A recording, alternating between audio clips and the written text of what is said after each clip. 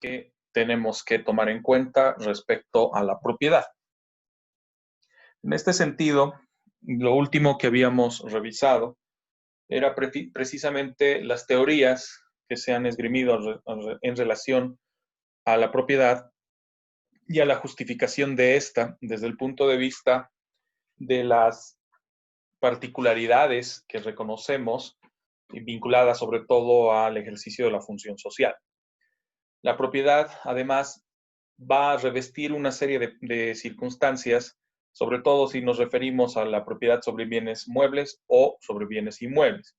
Nuestra legislación le da un énfasis mayor al criterio de los bienes inmuebles o a la particularidad de los bienes inmuebles, ya que es en estos donde se evidencian una serie de factores o de circunstancias que hacen que la regulación tome diferentes matices, ¿no?, con relación al alcance de la propiedad.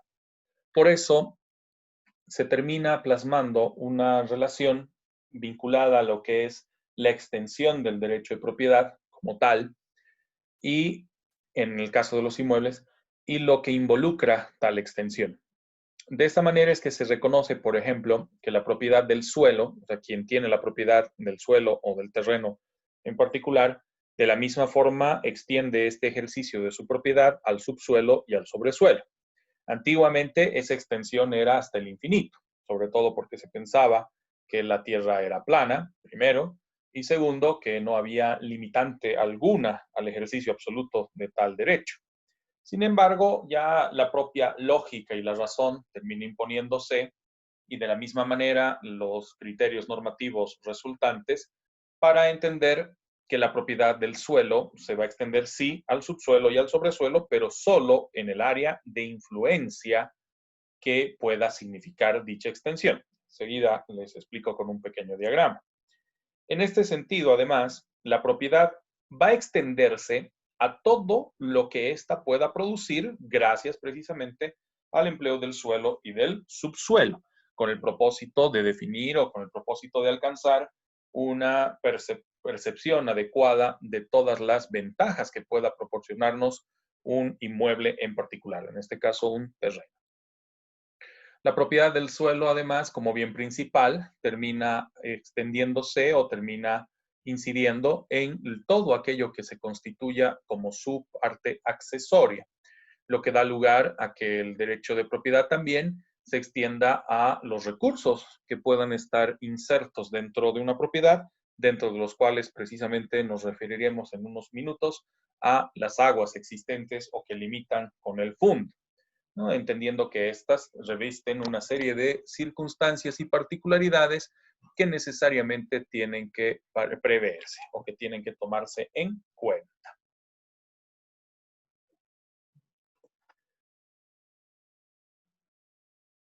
En todo caso, cuando nos referimos a la extensión del derecho de propiedad, entendemos que un primer parámetro es el determinado por el subsuelo y el sobresuelo, entendiendo que la propiedad del suelo se va a extender hasta el ejercicio de utilidad del subsuelo o del sobresuelo desde el área limitada por el perímetro superficial, hasta donde tenga interés el propietario en el ejercicio de su derecho.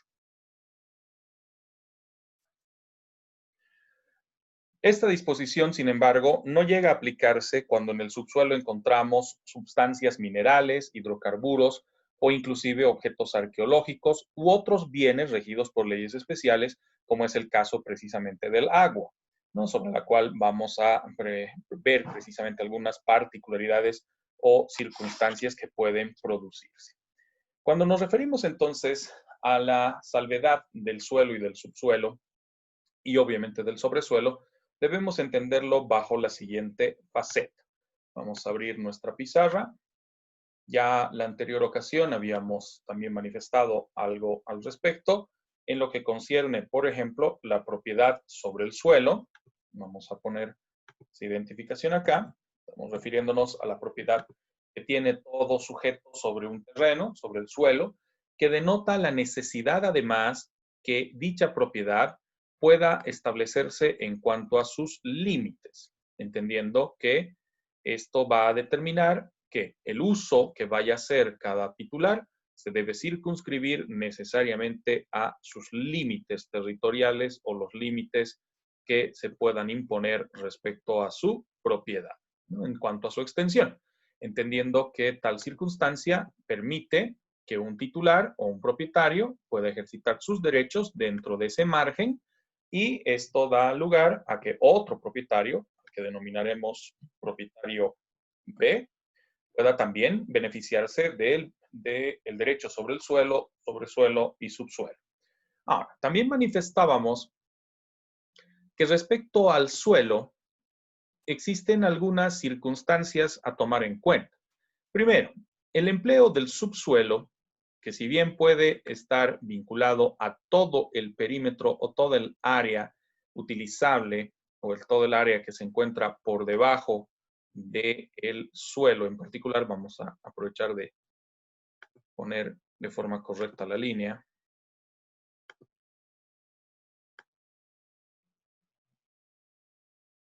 Ya, ahora sí. En el caso del subsuelo, manifestamos además que este tiene que estar vinculado a una singularidad. Vamos a poner mejor otro color. Esa singularidad está determinada por el área de utilidad que pueda revestir a favor del propietario del suelo, quien puede asentar en el subsuelo cimientos u otras construcciones que soporten la edificación. Ahora, la lógica nos señalaría de que un dueño del suelo tiene también la posibilidad de beneficiarse de todo lo que se encuentra debajo de su terreno. Sin embargo, aquí ya entran en juego diferentes factores. Por ejemplo, si encontramos dentro del subsuelo vetas de agua, vamos a poner, o vetas de minerales, vamos a poner en otro color las vetas de agua. Si encontramos vetas de agua que se encuentran en la parte inferior de nuestro terreno o en el subsuelo de nuestro terreno y que eventualmente podrían incluso hasta surgir, ¿no? Cuando hablamos de los surgentes o cuando hablamos de las fuentes naturales, ¿no? Aquellas que han logrado encontrar un camino entre la propiedad, entre el terreno, a objeto de aflorar, ¿no? En el tema de las fuentes surgentes. Muy aparte de aquello también existen regulaciones de orden municipal que de una u otra manera limitan el ámbito de utilidad que puede reconocerse a el subsuelo, entendiendo que si bien fuere factible el poder utilizar toda la superficie del terreno y excavar por debajo del nivel superficial, también es importante entender de que debiera dejarse ciertos espacios, los vamos a poner en este punto, ciertos espacios colindantes con las otras propiedades, mucho más si se trata de la colindancia, por ejemplo, con la vía pública, a objeto de evitar desmoronamientos. ¿Qué sucede si yo como propietario del suelo, en este caso el propietario A, comienzo a hacer excavaciones en el subsuelo con el propósito de construir mi casa? Si yo hago excavaciones en toda la superficie del suelo, existe la posibilidad de que se vea afectada la propiedad B y eventualmente la propiedad C o la vía pública, ya que este terreno podría desmoronarse y eventualmente producirse un deslave, ¿no? El hecho de que lo que esté construido en la propiedad B y si no está nada construido, que ese terreno venga a depositarse en la excavación, ¿no? En la excavación que se hace para la construcción a favor de A. Para evitar aquello, comúnmente lo que se exige es de que se respete precisamente estas áreas donde en algunos casos incluso no solamente debemos respetarlas, sino que hasta debemos llevar a cabo con edificaciones o construcciones civiles para sostén o para resguardo de las propiedades vecinas. Es lo que comúnmente se conoce como los muros de contención. Razón por la cual ya evidenciamos con ello la salvedad de que la propiedad va a verse limitada en consideración al subsuelo, entendiendo que si bien es en teoría el subsuelo puede brindarme toda la utilidad posible, hay condiciones que aplican para que yo no afecte los intereses y derechos del resto de las personas. Si aplicamos el artículo 107 del Código Civil, sabemos que el abuso del derecho está determinado en ese sentido. Yo no podría alegar que como en mi condición de propietario pudiera hacer construcciones en toda la extensión de mi subsuelo, lo que afectaría en última instancia a los otros propietarios colindantes. Entonces es por eso que se suele exigir, por ejemplo, la presencia de muros de contención. También va a depender mucho qué es lo que pretendo edificar en el subsuelo. Si simplemente voy a utilizar el subsuelo como cimientos o para la instalación de cimientos o zapatas de fundación, esto ya para la construcción de edificios, ya no solo de casas, y de eso va a depender la extensión, ya que si hablamos, por ejemplo, de cimientos, puede ser una extensión de 1 metro, puede ser una extensión de unos 3, 4 metros o 5 metros, dependiendo cuál es el peso que se vaya a soportar respecto a una edificación en sobresuelo. Y si ya hablamos de zapatas de fundación, por ejemplo, para la construcción de un edificio, sabemos que la extensión va a ser mucho más extensa, ¿no? Para, en este caso, aplicarse la posibilidad de una construcción de sótano o 2 sótanos o 3 niveles de sótano, con parqueos, semisótanos, bauleras y otros. Pues va a depender mucho la extensión de nuestro subsuelo respecto a lo que pretendamos llegar a construir en el sobresuelo. Y de la misma forma, en lo concerniente al sobresuelo, existen limitaciones en cuanto a las áreas que pueden ser utilizadas para edificación.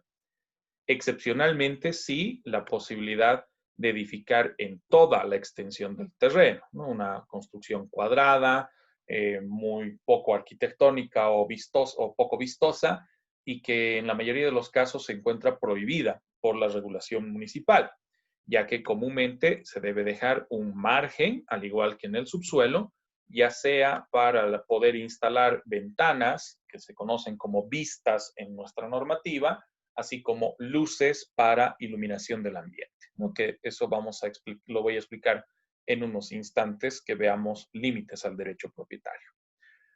Entonces, en el caso del sobresuelo,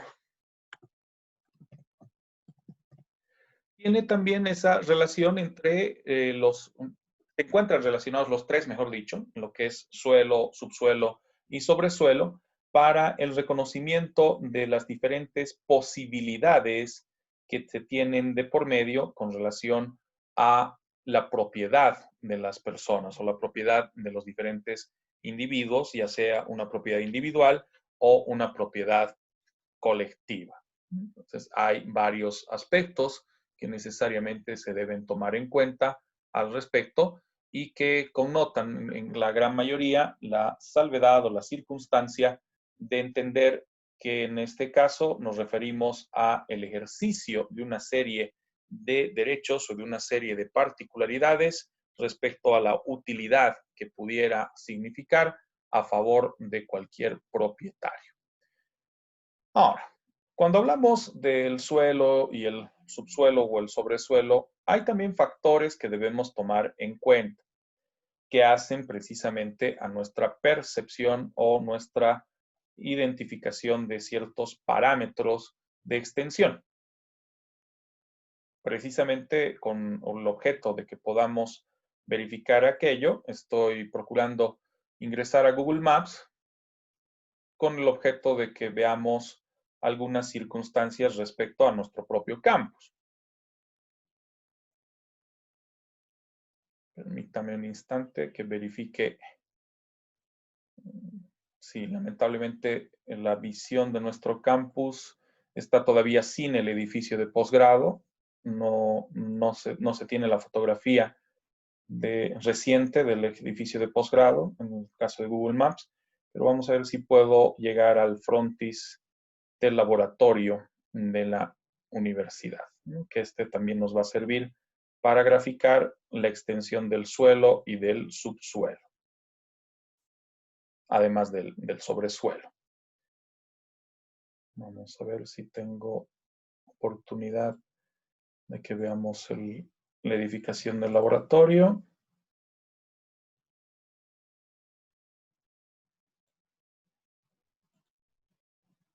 Enseguida les comparto la pantalla para que se pueda visualizar mejor.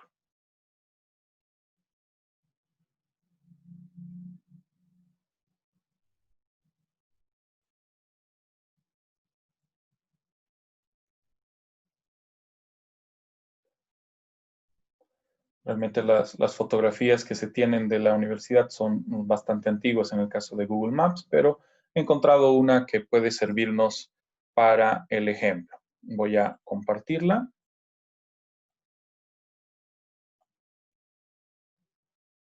Si bien no tenemos la posibilidad de estar en este momento en el campus, bueno, gracias a la tecnología nos podemos acercar bastante al mismo. En este caso estamos viendo la parte posterior del campus UPB. Este es el bloque de aulas, el que se ve al fondo, donde tenemos el cursor en este momento. De la misma forma, a un costado, donde figura el acrónimo de nuestra universidad, UPB, es donde se ubica el laboratorio y es precisamente luego del edificio de posgrado la construcción más elevada que tenemos en la universidad. Reitero, después de lo que significa el edificio de posgrado. Ahora, si tomamos en cuenta lo mencionado hace un instante en referencia a los aspectos que ya mencionaba, en el sentido del entendido del subsuelo y del sobresuelo, vemos que en esta porción, precisamente donde tenemos el mouse posado o la manito, vendría a ser la extensión máxima o la extensión superior del ejercicio de sobresuelo por parte de la UPB, por parte de nuestra universidad, entendiendo que en este caso connota tres plantas, ¿no? Planta baja, primer piso, segundo piso y una especie de terraza en el caso del laboratorio y en el caso del edificio de posgrado, que viene a ser la edificación más alta en nuestro campus, la extensión también del uso o la utilidad que brinda el terreno a UPB. No se alcanza a divisar mucho, pero si se fijan donde está posado en este momento el cursor o la manito, también hay una pequeña antena. Es una antena de transmisión que tenemos dentro del campus precisamente para el laboratorio y esta se encuentra por encima de la edificación. Entonces, el sobresuelo de nuestro campus involucraría dicha extensión, ¿no? Llegar hasta ese nivel inclusive, ¿no? Por la elevación y el uso que se le va a dar por parte de la universidad, ¿no? Ya el destino va a responder en este caso a circunstancias de orden educativo o académico o científico. En el caso de nuestras antenas, tenemos otras emplazadas también en la terraza del edificio de posgrado, ¿no? Que se encuentra en la parte sur de nuestro campus.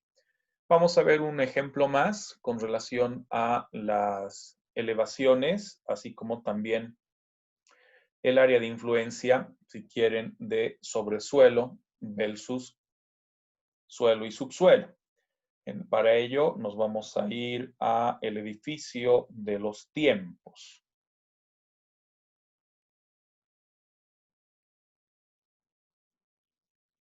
¿Dónde está? Este es el Cine Center, perfecto. Entonces del Cine Center estamos bastante cerca.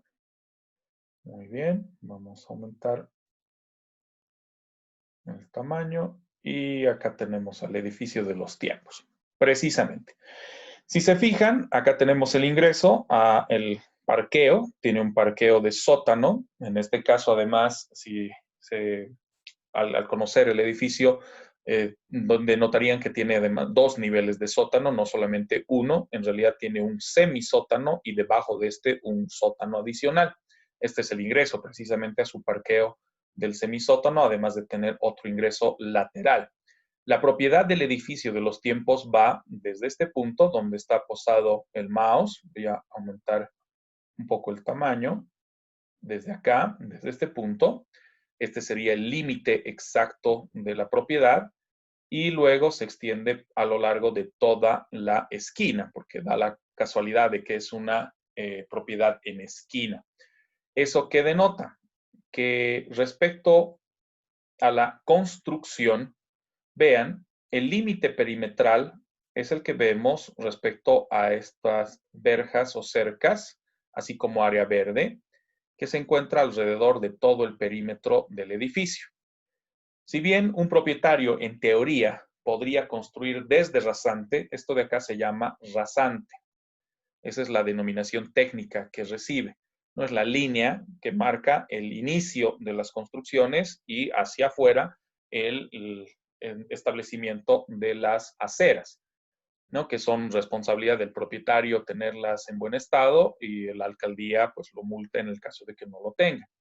Ahora, si se dan cuenta, acá tenemos el edificio en toda su extensión. Vamos a ponerlo en una vista inclinada, lo que denota que todo el ejercicio de sobresuelo se evidencia por toda la envergadura o elevación del edificio en sí, hasta la antena que se encuentra en la parte superior, de la misma manera. ¿Qué particularidades además debemos anotar con relación a este edificio? Vamos a aprovechar la vista lateral. Si se fijan, acá en esta pared colindante con la otra propiedad, no se han establecido ninguna ventana, o sea, no se ha construido ninguna ventana. Y esa es precisamente una limitante que pesa sobre algunas edificaciones respecto a distancias correspondientes con relación al límite de la propia edificación, ¿no? El límite de la propiedad y de la edificación. Vamos a ir a la otra vista. Esta sería la vista del frontis, porque da la casualidad de que es una edificación en esquina.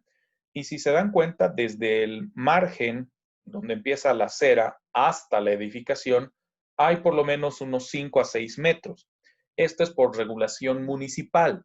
Ninguna edificación debe dejar menos de 5 metros de frente, a menos de que se trate de una edificación especial o un lote especial, por las dimensiones del frontis. Si es un frontis de menos o una superficie de frente de menos de 8 metros o 10 metros, pues entonces sí se le permite construir desde la rasante, ¿no? Desde el límite mismo de la propiedad. Cuando no es así, se tiene que dejar un retiro frontal de 5 metros. Esa es la exigencia que pesa sobre las edificaciones que se llevan a cabo en sobresuelo. Ya luego el tema de frontis, fachada y demás entran a criterios de carácter técnico. En este caso, además, vamos a ir hasta el final del edificio. Vamos a venirnos un poquito más acá. Eso. Enseguida van a tener la visualización. Aquí ya comienza el edificio del Banco Mercantil Santa Cruz, pero si se fijan es casi colindante con el edificio Los Tiempos, que en realidad ambos edificios, este que vemos en el costado derecho y este del costado izquierdo, vienen a ser la misma edificación. El Banco Mercantil Santa Cruz lo que ha hecho es alquilar los ambientes del edificio de Los Tiempos, ¿no? Para emplazar ahí toda su edificación. Entonces vemos que se extiende a lo largo de toda esta porción de cuadra, porque no es una cuadra completa, desde esquina a esquina, ¿no? De la plazuela Quintanilla hasta la avenida Ramón Rivero.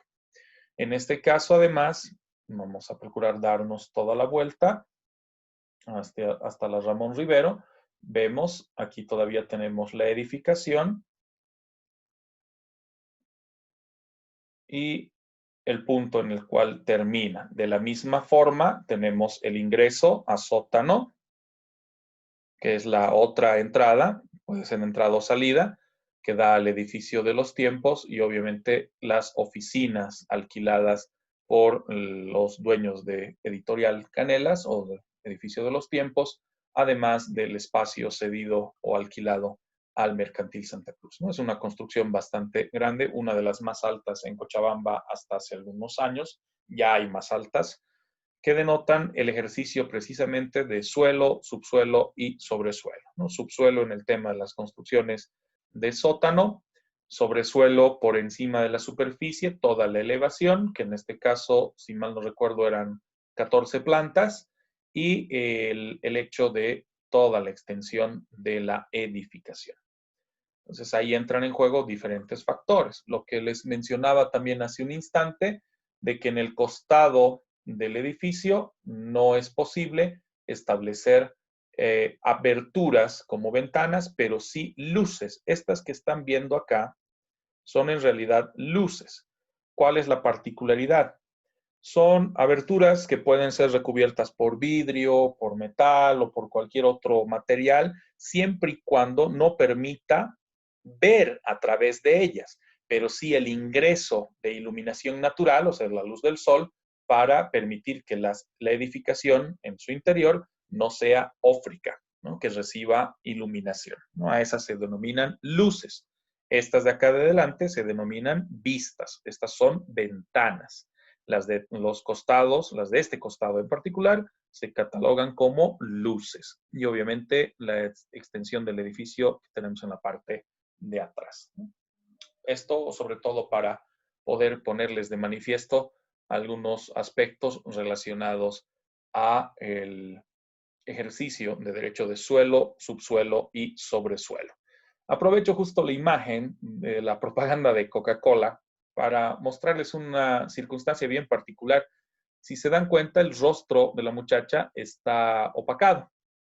Esto es porque Google respeta el derecho a la imagen. Cuando saca las fotografías en vista ciudad para Google Maps, en la vista de calle, tiene la obligación o asume la obligación Google de respetar la imagen y la identidad de las personas. Y en este caso, el algoritmo de Google ha reconocido el rostro de esta muchacha y por eso lo ha opacado. Lo mismo que en otros casos de personas que justo estuvieron mientras se sacó la fotografía para Google Maps, ¿no? Uno de los parámetros interesantes del cumplimiento de la normativa por parte de Google con relación a nuestro propio Código Civil, ya que es en el código donde se establece que tienes que solicitarle permiso al individuo para que pueda usarse su rostro o para que pueda emplearse su rostro, que en este caso se ha extendido inclusive a un anuncio publicitario, ¿no? El de Coca-Cola.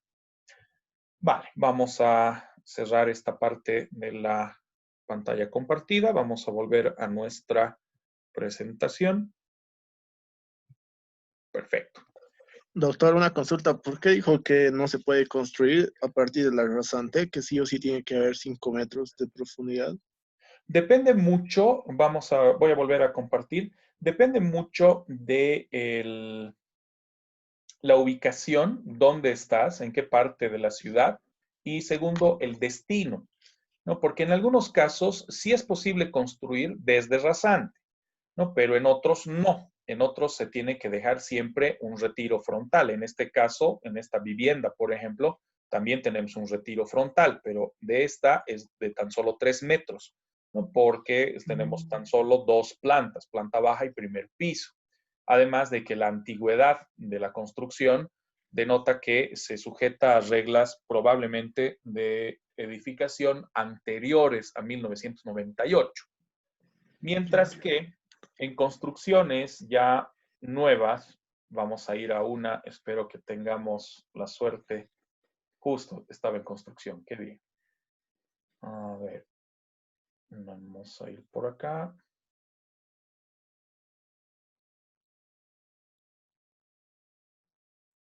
Todo esto ya ha cambiado. Por ejemplo, aquí ya tenemos una construcción mucho más alta detrás de este spa, lo mismo este edificio. Vamos justo a ese edificio, que este ya está terminado. Si se dan cuenta, donde termina el letrero de Monopol es casi el límite de esa propiedad y luego se da la vuelta alrededor de toda la esquina, ¿no? Pero la edificación está a un mínimo de 3,5 metros o 4 metros, depende mucho la superficie, en algunos se exige 5, dependiendo si vas a dejar franja jardín o vas a destinarla para uso comercial. En este caso se ha destinado para uso comercial. Por eso es de que la edificación no se ha construido a rasante. Rasante es esa línea marcada del final de la acera y el inicio ya de la propiedad. Voy a procurar avanzar un poquito más. En esta visión, en esta se va a notar mejor. Este va a ser el frontis del edificio, en realidad, toda esta extensión. Por eso es de que no puede construirse directamente en rasante. Tiene que dejar siempre un espacio para que pueda usarse con fines ya sea comerciales o del establecimiento de franja jardín. Ahora, hay diferentes facetas a tomar en cuenta para ello.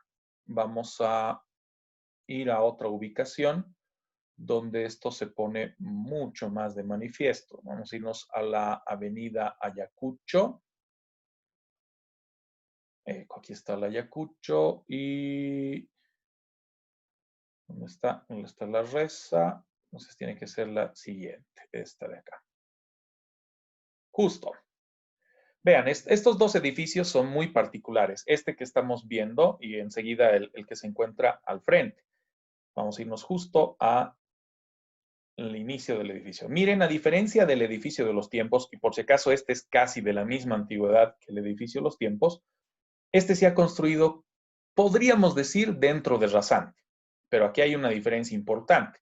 Si se dan cuenta, este edificio, vean la acera, tenemos 1, 2, 3, 4 losetas de acera. Cada una de estas losetas más o menos es de 1 metro, lo que significaría que ha dejado un retiro de 4 metros y de ahí recién ha comenzado la edificación. Pero si se fijan la casa de al lado, vamos a ir un poquito más allá. Eco. Si se fijan esta casa, no tiene la misma rasante. Esta construcción es más antigua que este edificio. Por eso aquí solamente deja, vamos a ver, 1, 2, 3. En este caso son un poquito más largos, ¿no? Entonces este es por 2, son los 5 metros de rasante. Aquí solo deja 3 desde la luz de vía. Aprovecho también de explicarles qué es luz de vía. Esta es la avenida, esta es la franja del cordón de acera.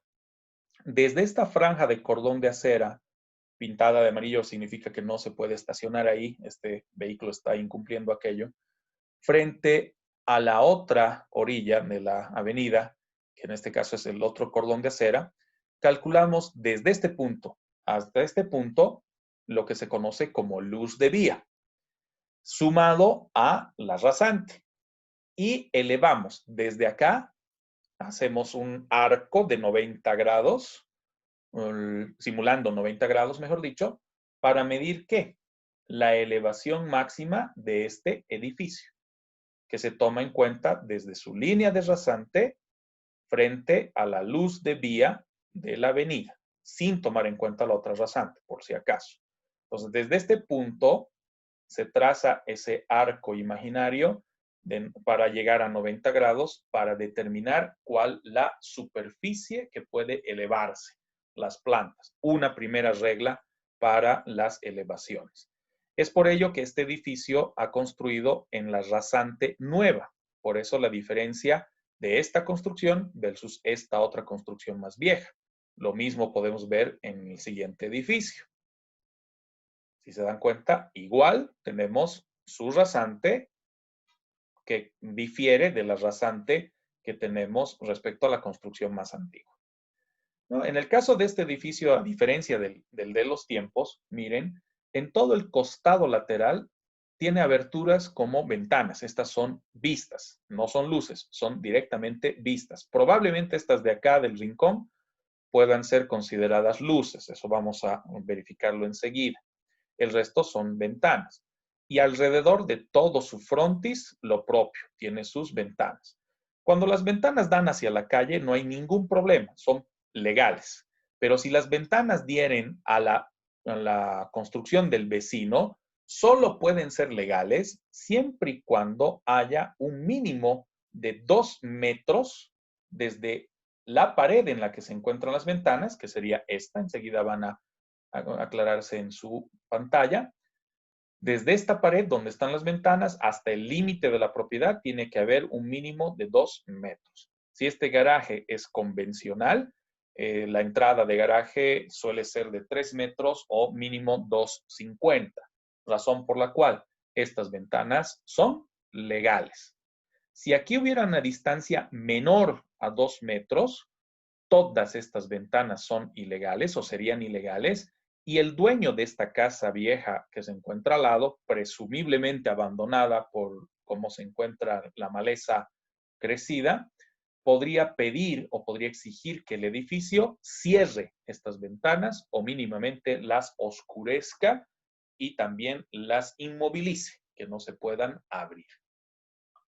Vamos a darnos la vuelta al edificio.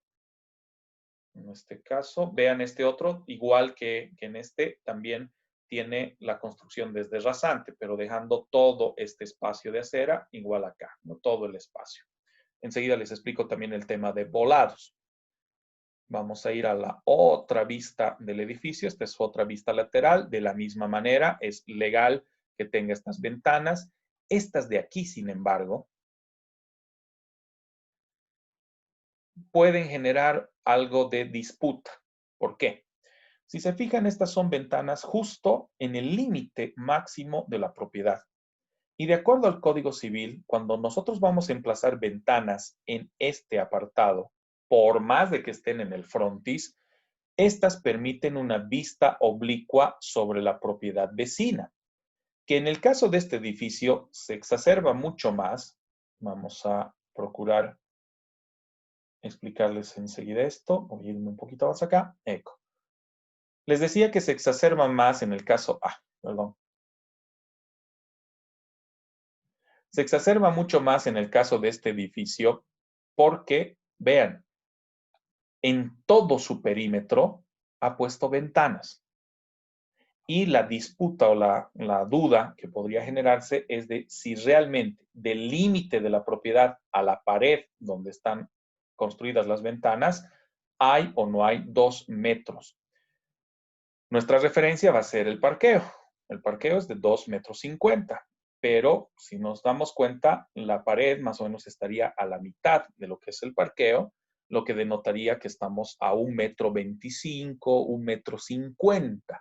Razón por la cual el dueño de esta casa, de la propiedad B, vamos a denominar, respecto a este edificio, podría exigir que todas estas ventanas que estamos viendo, todas las oblicuas, terminen siendo cerradas, que no se admita que éstas se puedan utilizar. Es más, puede exigir lo mismo para el resto de estas ventanas.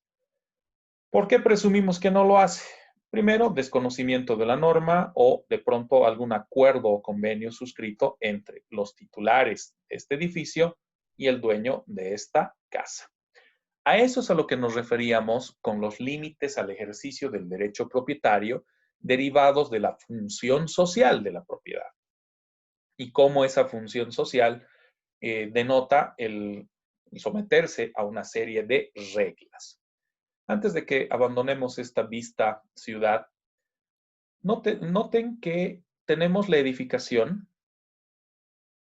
planta baja, y ya en el primer piso, vamos a aumentar un poco la visualización. Esta es la pared de planta baja, llega a primer piso y tiene un volado, tiene una salida, aquí se nota mucho más. Esto se llama volado. Es perfectamente posible hacerlo, siempre y cuando cuente con el diseño estructural y la aprobación por parte de la alcaldía.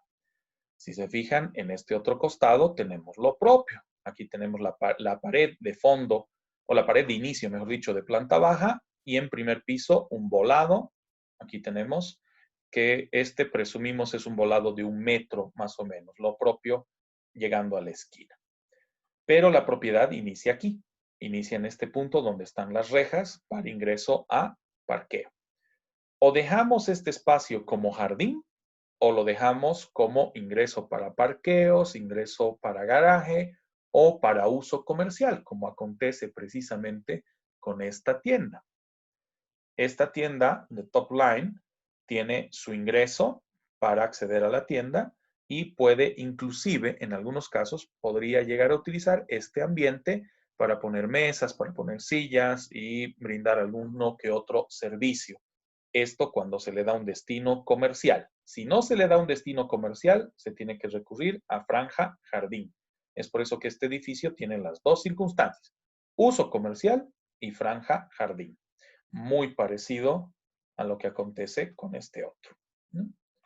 Que aquí justo en la esquina es donde tiene su franja jardín para luego usar el espacio de parqueo.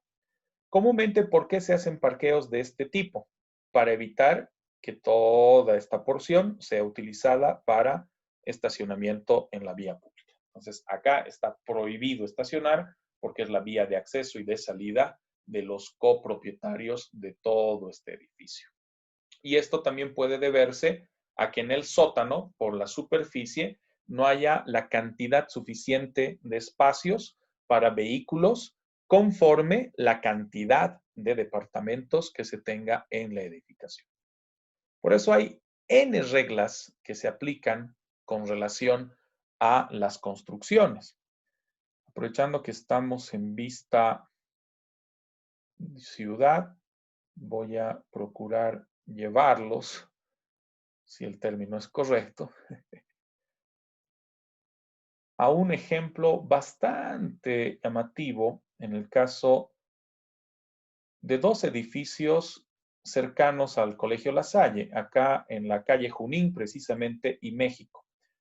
Son estos dos edificios. Este que estamos viendo en la esquina, que es un edificio de departamentos, y el que está sobre la calle México a continuación. Vamos a ir precisamente a ese punto. Que aquí ha ocurrido una circunstancia bien llamativa. Vamos a ver si desde este punto tenemos una mejor visual. Ahora sí. Fíjense, este edificio tiene estas ventanas directas sobre esta propiedad. Todas estas ventanas que están viendo, pero así toditas, resultan ser ilegales. ¿Por qué son ilegales? Por las distancias. Vamos a volver a este punto. Si bien acá se ha dejado un espacio de 2 metros, ese espacio de 2 metros es de este edificio, de esta edificación, la que se encuentra a la derecha, no de este edificio. Este apenas ha dejado un espacio de ¿cuánto? 1,50 m. Y eso es 1,50 m hacia la calle, porque hacia adentro reduce más todavía, es a 1,10 m. ¿Esto por qué lo sé? Un pariente quería comprar un departamento, justo el que se encuentra acá, este departamento, segundo piso. Quería comprar este departamento. Lo habíamos ido a ver, esta es la sala, acá, esta de acá. Este es su comedor, mejor dicho, y aquí es su sala, su balcón, etcétera. Y este que ven acá, este espacio, es el de su cocina, que ya nos llamó la atención que tenga cortinas tan gruesas, ¿no? Pero era por el tema de la ubicación, el sol, etcétera. Y obviamente estas ventanas que ya de por sí me generaban algo de molestia por relación de distancias. Pero detrás de esta cocina se encontraba una habitación que no nos quería dejar ingresar. La dueña no nos quería mostrar esa habitación, alegando que era la habitación de su hija, que está muy desordenada, etcétera. Diferentes circunstancias. En una de esas que se descuidó la señora, entré a la habitación, decir, ay, lo siento, estaba abierto, porque siempre hay que ver todo antes de comprar un departamento. Evidentemente había algo de desorden, pero tampoco era mucho. Y había una ventana, pero con una tremenda cortina y oscuro todo el ambiente. Era un cuarto que necesariamente tenía que utilizar energía eléctrica para iluminarse. Y en una de esas que también se descuida la señora, abro la ventana, abro la cortina y la ventana. ¿Y qué circunstancia había? Teníamos una excelente visión del edificio de al lado. Veíamos los ladrillos de este edificio. ¿Por qué? Porque los dueños de este edificio o quienes construyeron este edificio no respetaron las rasantes y los retiros laterales. Aquí tendría que haber una distancia de 2 metros como mínimo. Eso significa que desde este punto hasta acá no se cumple porque ahí es 1,20, 1,50. En realidad tendría que ser más o menos hasta este punto para que sí toda la pared lateral pueda presentar ventanas. Circunstancia que no se cumplió en esta edificación y que los dueños de este edificio no hicieron tanto problema o reclamo, pero después sí podría haber derivado en una circunstancia en la que se obligue a cerrar todas estas ventanas. Un hecho que sí ocurrió en el edificio Jacarandá, que se encuentra precisamente en la avenida Ayacucho. Vamos a procurar llegar al edificio Jacarandá, nos vamos a ir por la Junín. Doc, el propósito de esto es la privacidad más que nada, ¿verdad? Sí, exacto. Y el ejemplo que quería mostrarles antes de que salgamos de Google Maps, lo tenemos en la calle Ecuador. Este es el Ecuador. ¿Se fijan este edificio del fondo? Enseguida ya lo van a poder visualizar. Voy a aumentar el tamaño antes de que nos vayamos al mismo. ¿Vale? Eco. ¿Se fijan en este edificio? Donde están las ventanas. Ese es el edificio Jacarandá. Pues resulta que el edificio Jacarandá, o los propietarios del edificio Jacarandá, un día despertaron con la notificación de su vecina, por si acaso de esta vecina, pero no, no es esta, de esta vecina, de esta construcción, donde ahora es la Hostal Huara. Antes de ser Hostal Huara era una vivienda particular, se vendió precisamente, y despertaron los propietarios del edificio con la demanda de la dueña de esta casa, alegando que desde las ventanas podían ver absolutamente todo lo que hacía la señora. Todo. Y uno dice, pero ni siquiera son colindantes, o sea, ¿por qué está reclamando ya que ni siquiera son vecinos colindantes? Además de que hay una distancia, que hay una terraza, y no tendría razón para reclamar porque las distancias son más de 2 metros. En todo caso, podrían haber reclamado los dueños de esta edificación y no los dueños de esta otra, la señora de esta casa, que luego terminó vendiéndola inclusive para la construcción después del Hostal Huara. Sin embargo, la presión fue tanta que en este caso, vamos a ver si podemos acercarnos un poquito. Voy a alejarme un poco. Ahora sí. La presión fue tanta. No, creo que la visual está mejor desde acá. Ahora sí. Lamentablemente aquí ya no se alcanzan a ver, pero en esta pared no hay ni una sola ventana, ni una. La presión fue tanta de la señora que obligó a los dueños de este edificio a elevar la valla de su terraza y también a oscurecer las ventanas del resto de los pisos por la demanda de privacidad de la señora, ya que alegaba de que eventualmente hasta le gusta caminar desnuda en su patio y tiene el temor de que todos los habitantes del edificio Jacarandá la vean. Fue un caso de lo más gracioso y a la vez molesto, ¿no? Porque las distancias eran mayores, pero la presión de la señora, en el sentido de que afectaba, por ejemplo, a su dignidad, su honra y demás, motivó a que los dueños del edificio, los copropietarios, lleguen a un acuerdo, transaron básicamente, ya que no había razón, o sea, la alcaldía bien pudo haber dado la razón al edificio Jacarandá y no a la dueña de esa vivienda, y optaron por oscurecerlo. Entonces, de esta manera, todas las ventanas de estos pisos están oscurecidas y esta terraza se ha elevado, ¿no? La valla se ha elevado para que no se pueda ver desde esta terraza hasta la vivienda contigua o la siguiente casa, ni siquiera la de al lado como tal. Entre las cosas raras que pueden llegar a ocurrir en cuanto a demandas relacionadas al ejercicio de la propiedad.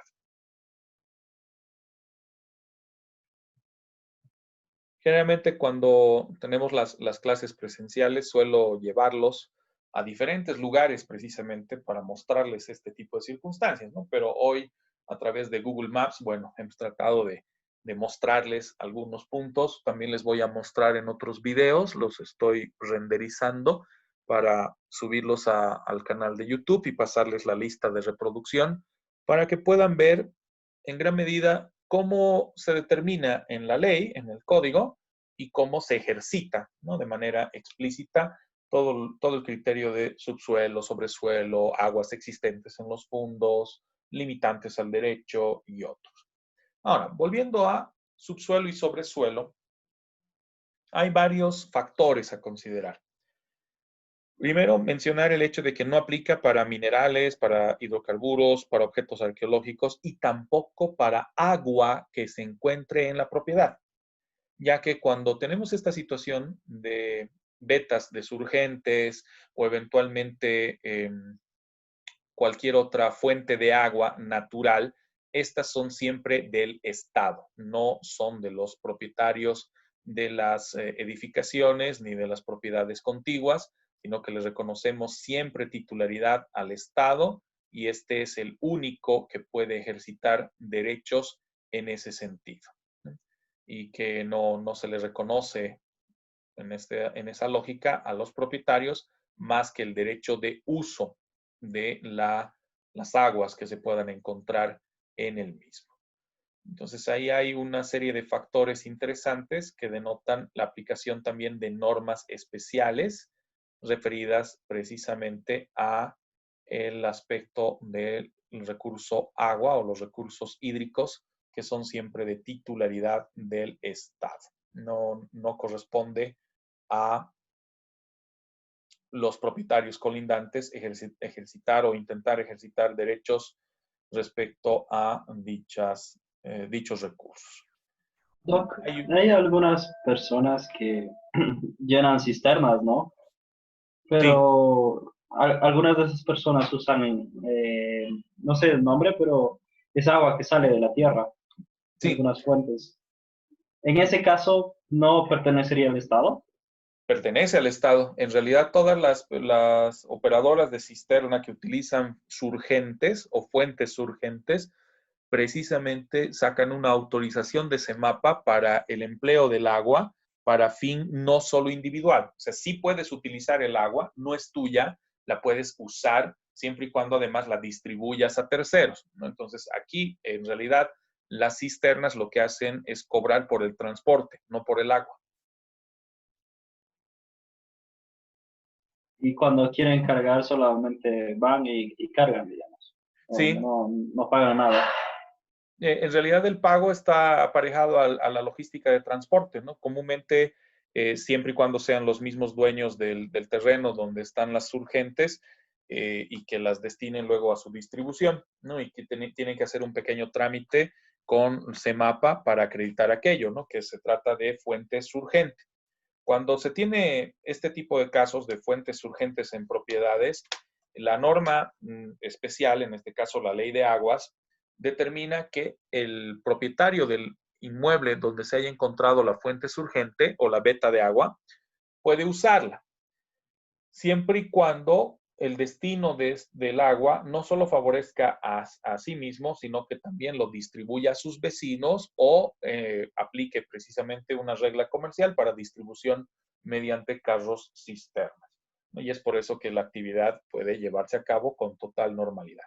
No cobran por el agua. En realidad el cisterna cobra por el transporte del recurso, porque el agua es del Estado. Y también aplica esto con CEMAPA, ¿no? Nos cobran Sí, por traer el agua hasta aquí, sí, o hasta los exacto. hogares. Exacto. El cobro del agua es en realidad por la prestación del servicio, por la distribución de los ductos. Hay un caso bien interesante en la avenida Ramón Rivero y cerca al Prado, a unos pasos del Prado. Voy a ponerles la imagen compartida. Claro que aquí ya hay incluso una edificación un poco más alta. Esta foto se tomó cuando todavía se estaba edificando esta construcción. Estamos justo al frente del Tenis Club. Este es el Tenis Club Cochabamba. Acá está la Plaza de las Banderas.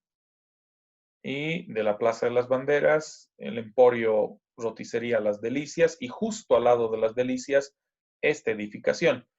Si eventualmente ustedes pasan luego por esta zona, van a ver que esta edificación no ha cambiado mucho. Se ha elevado una planta más, si mal no recuerdo. ¿Por qué no se terminó de construir? Y esto lleva ya por lo menos unos 20 años así. Por la sencilla razón de que encontraron una veta de agua cuando estaban construyendo subsuelo. Esta edificación tenía que tener 2 sótanos, no solo uno. Y resulta que cuando iban construyendo el segundo sótano, excavando para hacer el segundo sótano, se toparon con una veta de agua, presumiblemente de las que van ramificándose del propio río Rocha, y empezó a surgir agua. Al principio dijeron, bueno, se va a agotar la veta y pare de contar. Entonces instalaron una bomba para sacar el agua del subsuelo y permanentemente iban bombeando hacia la calle, porque no quedaba otra, el agua, en vez de dirigirla a los vecinos, ¿no? Que es lo correcto en realidad. Como se dieron cuenta que nunca paraba de bombear, era más el gasto que iban a tener que hacer para distribuir el agua, ya sea para beneficio del propio edificio y de las heredades contiguas, o sea, de los vecinos, y decidieron abandonar el proyecto. Por eso es que se ha quedado así. Por eso es que no se ha edificado nada en este lugar. Ya luego, si después de la cuarentena, tienen oportunidad de pasar por ahí, se van a dar cuenta de aquello, ¿no? Y si tienen suerte, incluso van a ver las tuberías de agua que sacan por esta parte para dirigirla a la calle.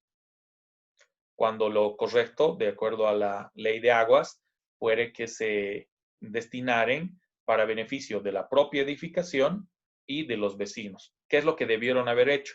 Debieron haber construido un depósito de agua, generalmente por la veta, por la superficie, debiera ser mínimo un depósito de unos 20,000 litros, unos 20 cubos, de los cuales obviamente unos 10, 11 se destinan para el edificio o los 20, pero también tenían la obligación de pasarlo a los vecinos, ¿no? Por lo menos a los 2 vecinos contiguos.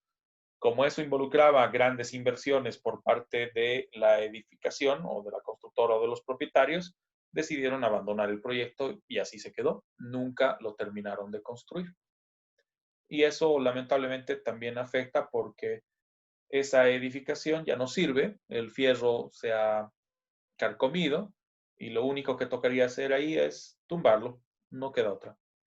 Eventualmente podría comprárselo una empresa que se dedica a la comercialización de agua, que haga el tratamiento correspondiente de las vetas y de la fuente surgente para destinarlo a uso comercial, como hace, por ejemplo, la empresa Natureza. Natureza tiene una fuente surgente en el lugar donde está emplazada su empresa, que es cerca al templo de Calacala. Para que vean cómo hay diferentes facetas o diferentes circunstancias con simplemente estos 3 factores que hacíamos alusión: suelo, subsuelo y sobresuelo. A eso también se suma la propiedad en relación a todo lo que pueda producir esta, ante la posibilidad del beneficio que llegue a generarse por el uso del suelo y la presencia de frutos, ¿no? En este caso, los frutos naturales, ¿no? No solo los frutos civiles, sino aquellos vinculados a plantaciones, a árboles frutales y otros que eventualmente puedan ser empleados con dicho propósito. Esto también denota el aspecto de lo principal versus lo accesorio, que ya manifestábamos con un ejemplo en la anterior clase, referida, por ejemplo, a la propiedad del suelo, que eventualmente puede ser considerado el bien principal, y lo accesorio, todo lo que se encuentre edificado, sembrado o plantado en el mismo. Y en otros, más bien, lo plantado, lo sembrado, se constituye en lo principal y el terreno en lo accesorio, ¿no? Dependiendo las superficies, volúmenes y otros factores a tomar en cuenta. Ahora, ¿qué sucede cuando tenemos agua en el fondo? Ya hemos visto un caso, ¿no? La circunstancia de los surgentes. Cuando tenemos surgentes, lo correcto fuere, como decía hace un instante, hacer lo siguiente. Volvamos a nuestro ejemplo. Supongamos de que el agua encontró el camino para lograr salir. Entonces, estando en esta ubicación, esta veta de agua o este bolsón de agua ha encontrado forma de llegar hasta la superficie y se produce lo que conocemos como fuente surgente. Entonces, el agua brota. ¿Qué es lo que puede hacer el propietario cuando esto ocurre? Lo correcto es canalizar el agua para ubicarla en una zona más apropiada. Por ejemplo, puede derivarla a este lugar y luego de canalizar el agua para dirigirla de forma apropiada, hacer una pequeña construcción con el objeto de contar con un depósito de agua que podría estar emplazado en este lugar, ¿no? Para tener la cantidad de agua o cubos de agua correspondiente. Para diferenciarlo, vamos a poner un color sólido. Aquí. Entonces acá permite entonces que se pueda de alguna forma permitir el paso del agua hasta el lugar donde ha surgido, entra al canal o a lo embovedado que se hace para alimentar el tanque de agua, ¿no? Y este tanque de agua se llena y luego se distribuye para el propio edificio. Sin embargo, la obligación en estos casos, cuando es fuente surgente, es de que tienen que hacerse conexiones no solo a favor de la edificación o a favor del propietario, sino procurar lograr conexiones con los vecinos. Entonces tendría que hacerse una acometida al vecino contiguo. Voy a poner nuevamente un color sólido. Tendría que hacerse una acometida al vecino que se encuentra al costado derecho y excepcionalmente también una acometida para el vecino del costado izquierdo, ¿no? Comúnmente se hace en la base del tanque para permitir que la propia gravedad sea la que nos permita dirigir, en este caso, la conexión de agua. Por eso es de que en esa casa que les mostraba o en esa edificación se optó por no hacerlo, porque es un costo bastante alto, te limita el uso de tu subsuelo o tienes que redirigir o vas a invertir en este depósito y si luego quieres edificar sobre este depósito, tienes que hacer una estructura metálica o de fierro que realmente lo soporte y es por ello que en muchos casos se opta por no hacerlo, ¿no? Y es por eso que esta propiedad lo que hacía era botar el agua. Algo que a lo que implica la circunstancia en la que nos encontramos respecto a la provisión de agua en la ciudad resulta ser incluso una ofensa, ¿no? Que se lo bote, pero lamentablemente era lo que ocurría.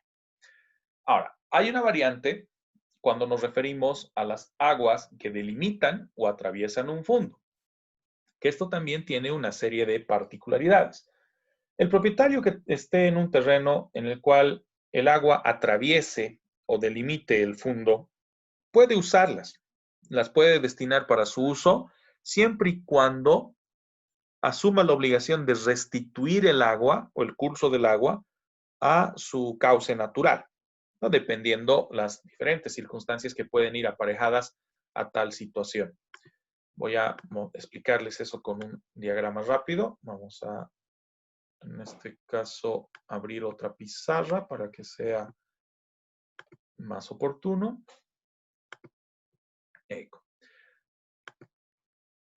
Primero vamos a hacer una vista aérea. En este caso tenemos este terreno, tenemos la suerte de que es un terreno rectangular, que es de la propiedad del señor Jorge. Colindante a la propiedad de Jorge tenemos la propiedad del señor o de la señora Maritza. Vamos a poner su nombre. Maritza. ¿Vale? Son justo terrenos colindantes, o sea, están unidos prácticamente. Vamos a ponerlo un poquito más cerca. Ahora sí. Y da la casualidad de que Maritza tiene derecho de uso de agua, lo que se conoce como mita, ¿no? Agua para riego o para fines industriales. Y utiliza un cauce de agua natural que justo va por la vía pública, cercano a la acera, un canal rústico, por así decirlo, por eso es sinuoso, y que en determinado momento lo que hace Maritza es usar una pequeña compuerta para cerrar el curso del agua que se encuentra en vía pública, por si acaso, para este ejemplo todavía está en vía pública, y que gracias a esa compuerta lo que hace María es beneficiarse con el agua que ingresa a su terreno. En el momento que María ha terminado de utilizar el agua porque se le otorgan permisos en el día para hacerlo, lo que debe es levantar la compuerta para permitir que el agua siga su curso y que con el propósito de que se evite que el agua ingrese a su terreno fuera de los horarios, instala otra compuerta, ¿no? La que se mantendrá cerrada para la operación. Cuando doña Maritza necesite nuevamente usar el agua, levanta su compuerta, recurre a la otra compuerta instalada y la cierra, ¿no? Con el objeto de que su propiedad se vea beneficiada con el curso del agua. ¿Alguno de ustedes ha estudiado en el colegio Tiquipaya?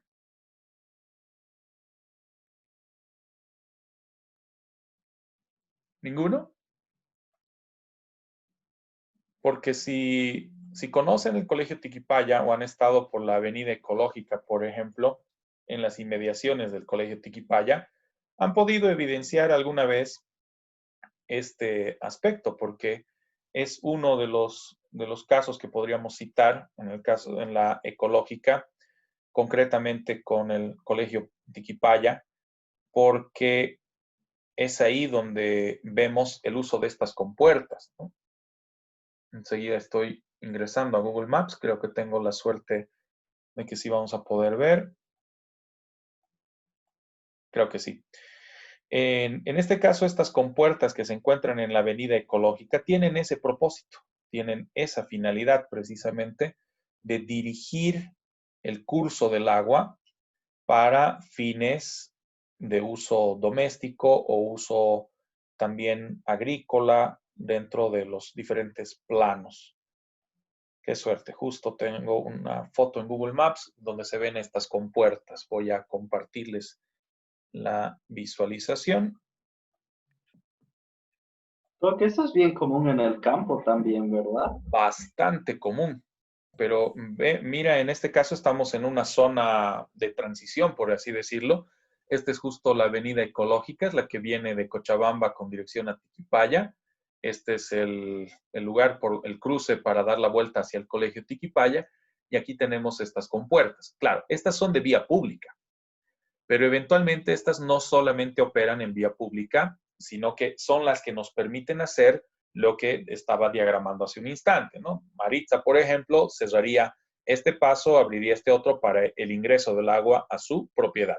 Termina de utilizar, levanta esta compuerta o mejor dicho, cierra esta compuerta y levanta esta otra para que el agua siga su curso. En este caso son canales embovedados por decisión del municipio.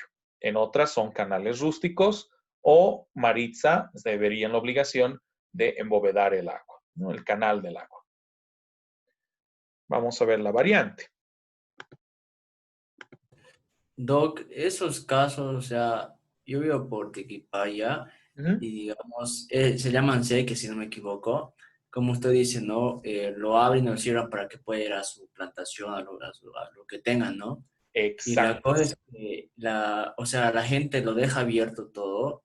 O sea, yo vi, lo deja abierto todo y, digamos, va a una casa y de ahí, digamos, entran, hacen un acuerdo entre las dos personas, digamos, que tienen su plantación de cerca y Sí, la otra persona que no llega a su plantación, que sí o sí tiene que ir y cerrar, o sea, hace un desvío. sí, No es que vaya hasta allá y lo cierra, ahora hacen un desvío, ¿no? sí, también, muy cierto. A veces llegan directamente a un acuerdo entre partes y hacen un desvío directamente del canal. Precisamente ahí entra la aplicación del artículo 154 del Código Civil, porque en el ejemplo que les estoy mostrando en este momento es cuando el agua pasa de manera colindante al terreno, ¿no? Entonces no está dentro del terreno de Jorge. Pero, ¿qué puede suceder? Por ejemplo, tenemos el caso de que el agua más bien se encuentra dentro del terreno de Jorge. Va a ser más rápido que agarre esto y lo pongamos así. ¿Vale? Jorge no tiene ningún interés en utilizar el agua. No piensa darle un destino ni comercial, ni uso domiciliario, ni nada.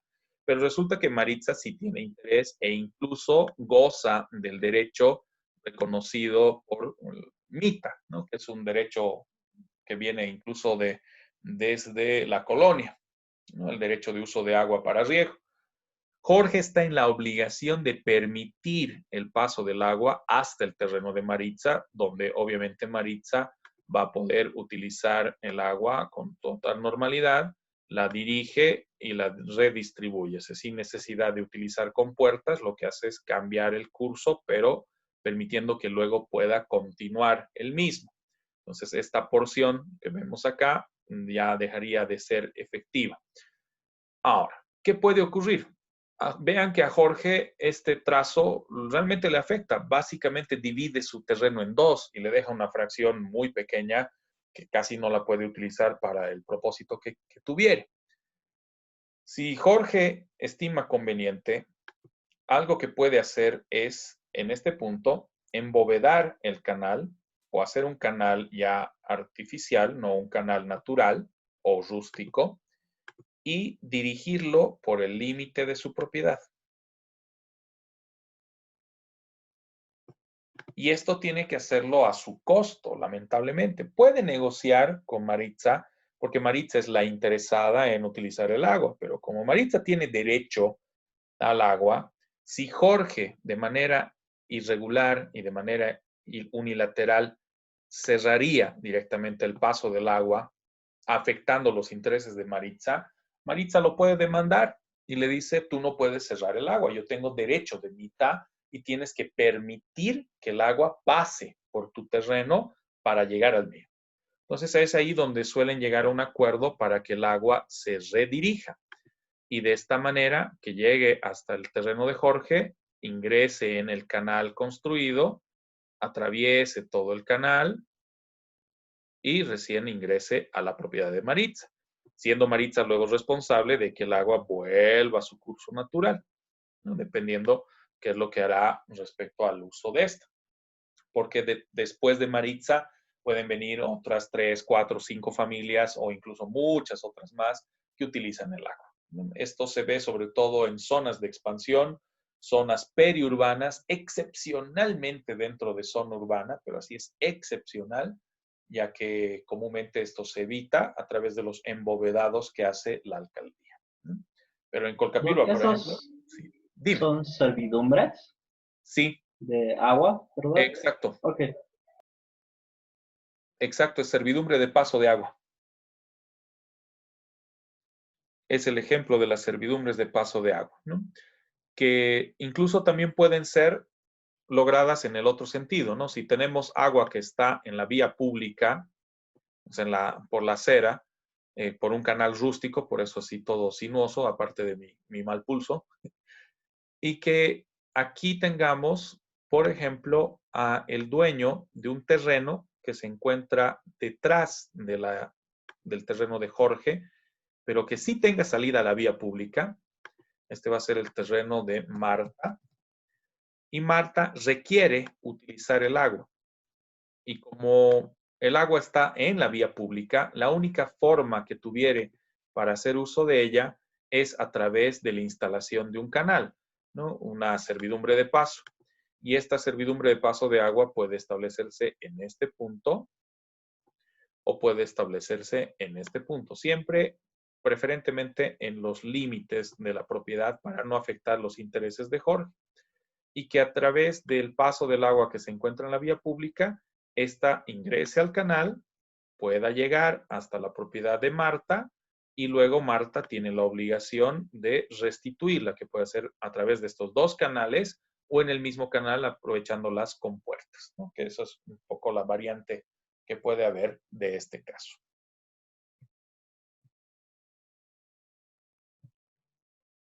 Volvamos a la presentación y veamos qué establece la codificación civil.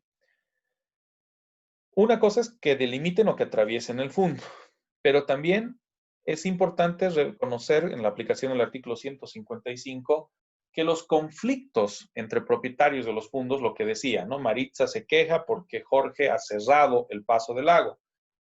El fondo a quien el agua le reviste utilidad puede reclamar ante las instancias administrativas, en este caso la alcaldía, o el juez público en lo civil, que el propietario del fundo colindante o de 3, 4 fundos más arriba, entendiendo que el agua siempre tiene que fluir por un efecto de gravedad, ha afectado el ejercicio de su derecho y por lo tanto reclama que cese en su actividad, ¿no? Y que el agua sea todavía reencausada para producir la ventaja, ya sea en términos de manejo de la agricultura o de la industria, a la que se destine el agua en particular. De la misma forma, cuando tenemos este tipo de circunstancias de aguas colindantes o de agua que atraviesa el fundo o de agua que surge de manera natural en el fundo y esta luego se va a redirigir entre los copropietarios o los otros propietarios, mejor dicho, surge el derecho o la obligación, perdón, de recepción de aguas. Por ejemplo, en el caso que citábamos de Jorge, entendiendo que antes de la propiedad de Jorge pudiera haber otra propiedad, acá en la parte superior, Jorge en ningún momento puede rechazar la recepción de aguas. Máximo lo que puede hacer es dirigirla, ya sea llevarla al límite de su propiedad o a su cargo llevarla hasta vía pública, esto en coordinación con la alcaldía, embovedarla para permitir que el resto de los otros propietarios puedan usarla, pero en ningún momento interferir totalmente al paso del agua. Él está obligado a recepcionar el agua que viene por efecto de gravedad desde fundos superiores hasta su fundo. Lo mismo ocurrirá con Maritza, lo mismo ocurrirá con los otros propietarios de los fundos contiguos en todo el curso del agua. Esto es algo que se ve bastante en la avenida Reducto, por ejemplo, ¿no? La avenida que conecta Colcapirua con Tiquipaya.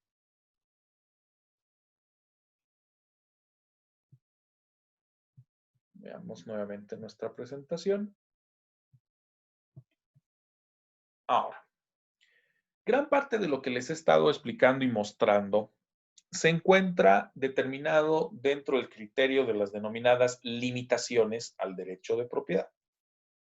Nuestro derecho de propiedad sufre una principal limitación, que es la función social. O sea, yo puedo ser propietario de un bien mueble e inmueble, pero no me habilita tal condición a que yo pueda abusar de mi derecho y darle el destino que yo desee a dicha propiedad, sino que tengo ciertos límites, tengo ciertas restricciones que operan sobre mi condición de propietario. ¿Esto qué involucra? Ya el reconocimiento de limitaciones derivadas de reglas de vecindad, lo que comentábamos el otro día, no hacer ruido, no molestar con olores desagradables o ruidos trepidantes o cualquier otra circunstancia que implique afectar la pacífica posesión de los vecinos. Pero eventualmente también surgen limitaciones derivadas de la antigüedad del derecho de propiedad o también las denominadas limitaciones surgentes de convención, de acuerdo entre partes. Por ejemplo, ¿alguno de ustedes vive en alquiler o da en alquiler algún inmueble, sus familias o alguien?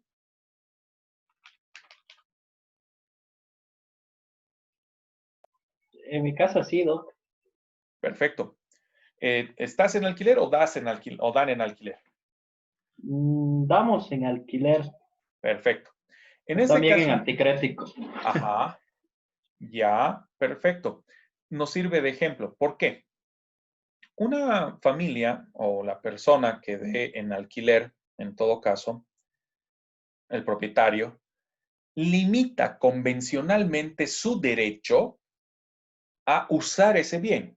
Ya, si están dando en alquiler, por ejemplo, mientras esté el inquilino o la inquilina en la casa, departamento, terreno, lo que fuere, limita a que el propietario no pueda ingresar en el horario que él desee o en el momento que él guste o que, por decir, a las 3 de la mañana, porque le queda más cerca el departamento, vaya al departamento en vez de ir a su casa, aduciendo de que es el legítimo propietario. ¿Por qué? Porque aplica una limitación convencional, un acuerdo entre partes. En otras, se debe a la limitación de la propia antigüedad del derecho propietario. Y para un ejemplo categórico de aquello, les voy a mostrar una vista de los frontis en la ciudad de Sucre, en la capital. Estamos justo en la Plaza 25 de Mayo, la plaza principal. Acá cerca tenemos a la Casa de la Libertad. Voy a ir justo a la fachada de la Casa de la Libertad. Si se fijan, y dicho sea de paso, es uno de los monumentos más importantes de nuestra historia republicana, es donde se fundó prácticamente el país, es el ingreso a la Casa de la Libertad. Por más de que transcurran, ya van a ser además 200 años con este 2025, no cambiamos la fachada, es más, la refaccionamos. Eventualmente esta casa puede responder a una titularidad privada, ¿no? A un dueño privado. No será siempre la Casa de la Libertad, sino otras edificaciones dentro de Sucre. Pero por la antigüedad del inmueble y por ende la vinculación con el derecho de propiedad, surge una limitación, ya que por más que quisiera darle un destino más moderno a su frontis, no puede hacerlo, porque pesa sobre esta edificación, fuera del hecho de ser considerada patrimonio de nuestro país, la obligación de mantener su fachada. Algo que también se evidencia bastante en prácticamente todo el casco viejo de Sucre. Vamos a ir caminando, por así decirlo, por la calle Argentina, de la salida, si quieren, de la plaza principal de Sucre, y se van a dar cuenta de que prácticamente todas las fachadas son blancas, con alguna que otra ligera variación a crema, pero la gran mayoría blancas y en muchos casos todavía con el resabio de los balcones tradicionales, de los balcones coloniales, ¿no? Aquí seguimos evidenciando que la mayor parte de las fachadas o frontis son blancos, razón por la cual Sucre también es denominada la ciudad blanca. Esto deriva a limitaciones de orden administrativas impuestas por el gobierno municipal de Sucre, ¿no? Entendiendo que cada propietario tiene la obligación de mantener esa fachada arquitectónica colonial, preferentemente preservando los arcos de medio punto, los balcones y volados con retablo. Este, por ejemplo, es un retablo. A esto se denomina retablo. Los balcones, en este es más vistoso inclusive. Voy a aumentarle un poco la visual. Estos ya son retablos de balcón tallados, que pueden tener incluso incrustaciones y otras, como se evidencian en otras zonas de la ciudad blanca, ¿no? De la ciudad de Sucre, que no deja de tener su encanto en ese sentido. Entonces, ahí se aplican sobre todo varios criterios, vean acá también, toda la refacción que se hace, inclusive de empresas relativamente modernas. Aquí estamos hablando del establecimiento de Tigo, pero se mantiene esta fachada arquitectónica tradicional de la colonia como parte del acervo cultural y patrimonial arquitectónico de la capital de nuestro país. Esto como una pequeña referencia. Vamos a irnos al banco. No recuerdo, por aquí estaba la entrada al Banco Nacional. Así de paso, paseamos un poco por Sucre.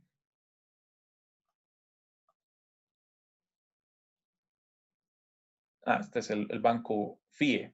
Igual, acá en el caso del Banco FIE mantiene su fachada o su frontis colonial, esto derivado de la antigüedad del inmueble, y ya luego en el interior, sí, del banco puede ser lo más moderno que desee, ¿no? Obviamente Google Maps no nos permite ingresar en este caso al Banco FIE, algo que sí puede hacerse, por ejemplo, en otros países, es llamativo en el Brasil, por ejemplo, algunas edificaciones sí te permiten ingresar dentro de la edificación desde Google Maps, ¿no? Una singularidad bastante llamativa que ya en otra materia, cuando estemos avanzando derecho informático, les voy a poder mostrar con mayor detenimiento, ¿no? Pero a esa es a la que se refiere las limitaciones derivadas de la antigüedad del bien o por destino arquitectónico y municipal, ¿no? Por regla municipal, si gustan avanzando por la calle España en Sucre, igual nos topamos con todos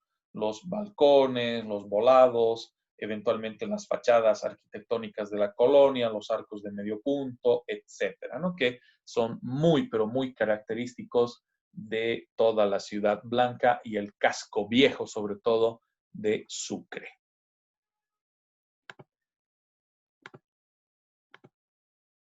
Más allá de estas limitaciones derivadas de la antigüedad del derecho de propiedad o de las limitaciones convencionales, también tenemos que hacer alusión, por ejemplo, a las limitaciones derivadas de la ley, las que reducen las prerrogativas o las facultades del propietario y las que se encuentran expresamente señaladas en el ordenamiento jurídico legal vigente de nuestro país, que en este caso es el Código Civil más las normas conexas. Porque la mayor parte de las limitaciones legales que podemos reconocer al ejercicio del derecho propietario son de régimen administrativo. Y dentro de ese régimen, uno en particular es el que reviste mayor importancia, el de orden municipal, a través del denominado Reglamento de Construcciones y Edificaciones. Excepcionalmente también el Reglamento de Urbanismo, como acontece precisamente en la ciudad de Sucre, donde este reglamento, vinculado además a el Reglamento de Patrimonio Arquitectónico, impone esas limitaciones a las que hacíamos alusión hace un instante. Entonces, cuando hablamos de limitaciones legales, no solo compromete nuestro Código Civil, compromete muchas otras disposiciones que resultan ser conexas a el criterio de determinación de qué puede hacer y qué no puede hacer un propietario respecto a su inmueble, respecto a los bienes de su propiedad.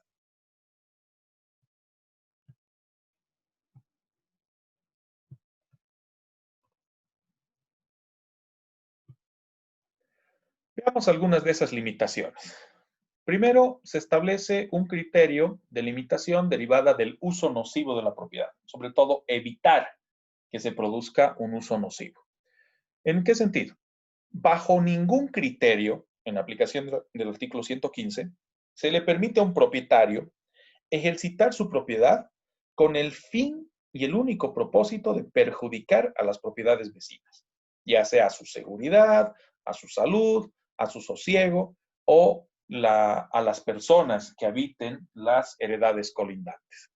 Esta disposición además se extiende no solo al propietario, sino también al poseedor y a los detentadores. Lo que comentaba un poco el día de ayer. Imaginen vivir al lado de un restaurante o inclusive, pongámoslo un poco más complicado, imagínense vivir al lado de la Quinta Phil Maxim o de cualquier otra peña que tenga cada fin de semana algún tipo de fiesta, festejo y que los decibeles de música no se respeten, porque esa es también otra regla municipal. El hecho de que sí, efectivamente puedes darle un destino comercial, pero estás en la obligación de sujetarte a restricciones de horario, de cantidad de decibeles en el tema de la música, no solo el volumen, y otros aspectos, ¿no? Como por ejemplo en la instalación de chimeneas, ductos, para evitar que los olores y fragancias de tu actividad comercial ligada a restaurantes o pensiones no sea tentatorio de los intereses de los vecinos. Esto limitando, por lo tanto, tu ejercicio de derecho propietario para que no sea en perjuicio del resto de las personas. Lo mismo acontece con los denominados edificios que amenazan ruina y los árboles que constituyen un peligro porque se tiene la posibilidad de que estos se desplomen, sean los edificios ruinosos o las construcciones antiguas o los árboles inclinados.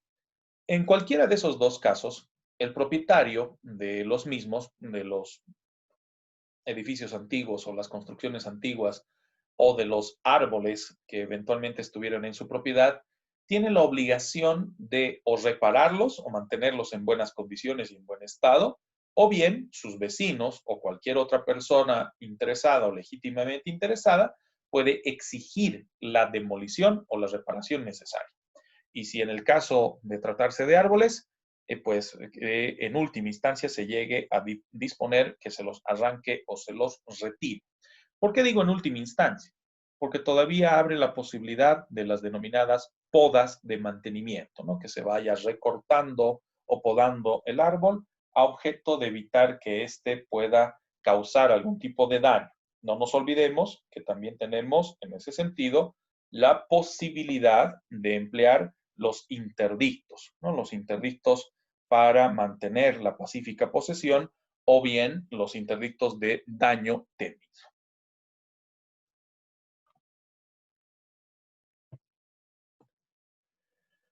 Respecto a las igniciones, olores, en todo caso, el propietario de un fundo o de un terreno necesariamente tiene que evitar que en los fundos vecinos se tenga penetración de olores, humo, hollín, calor, luces de anuncio, ruidos molestos y cualquier otra circunstancia que se origine en su propiedad y que llegue a afectar los intereses de las propiedades vecinas.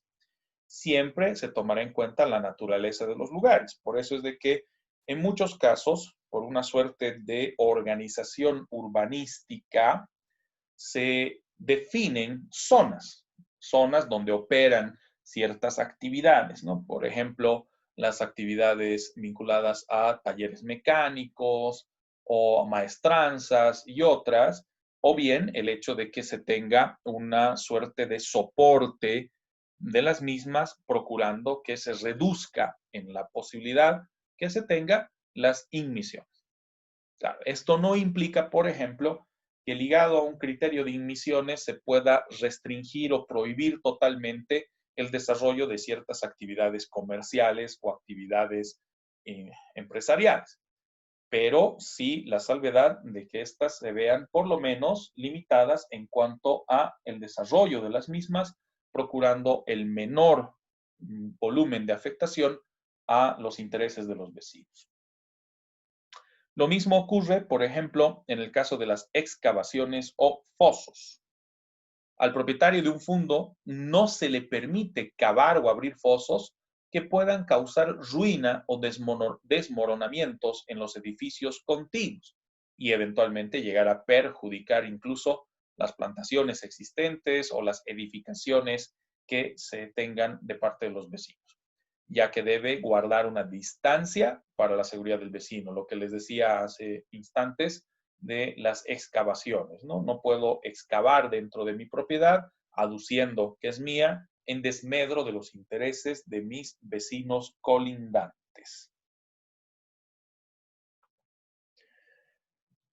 De la misma forma, se tienen reglas aplicables para distancias de obras y depósitos nocivos o peligrosos, ya que en caso de que estuviéramos cerca del lindero, de los límites de nuestra propiedad, y que intentemos construir hornos, chimeneas, establos, depósitos de agua o depósitos de sustancias peligrosas, tenemos que tomar las distancias y precauciones correspondientes para evitar afectar a los intereses de nuestros vecinos. Tengo un video del campus donde les muestro la ubicación de nuestro depósito de gas, por ejemplo, el que sí se sujeta a las restricciones y previsiones establecidas en la normativa específica, la normativa de hidrocarburos, ya que la inobservancia de estas disposiciones da lugar a la posibilidad de que se denuncien estas y se produzca el retiro de la obra, además del resarcimiento del daño posible, ni siquiera daño que haya ocurrido, sino el daño que pudo haber ocurrido y que se está evitando al cerrar la obra o retirarla. Por eso es de que nuestro campus sí cumple con los requerimientos de la ubicación de nuestro depósito de gas. ¿Alguno sabe dónde está nuestro depósito de gas en el campus UPB?